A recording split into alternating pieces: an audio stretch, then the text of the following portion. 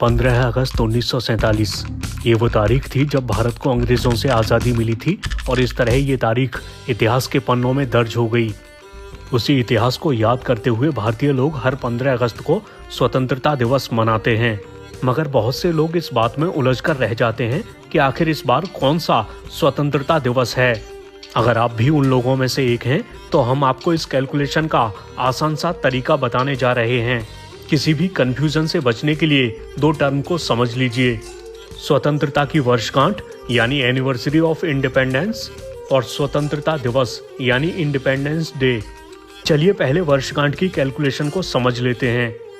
जैसा कि आपको पता है कि 15 अगस्त 1947 को भारत आज़ाद हुआ था।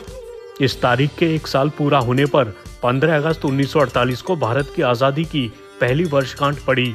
दूसरी वर्षगांठ साल 1949 में थी। इस तरह ये क्रम बढ़ता जा रहा है।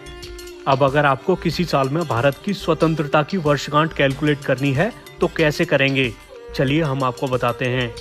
दरअसल इस कैलकुलेशन के लिए आपको चुने हुए साल से 1947 को माइनस कर देना है यानी घटाना है, और नतीजे में जो संख्या आएगी उतनी ही संख्या के बराबर वर्षगांठ होगी।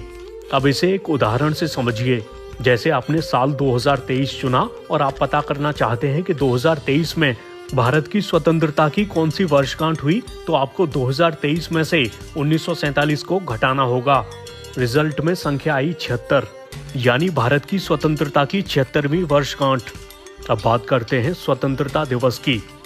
तो जाहिर सी बात है कि भारत का पहला स्वतंत्रता दिवस तब था जब वो आज़ाद हुआ, यानी 15 अगस्त 1947।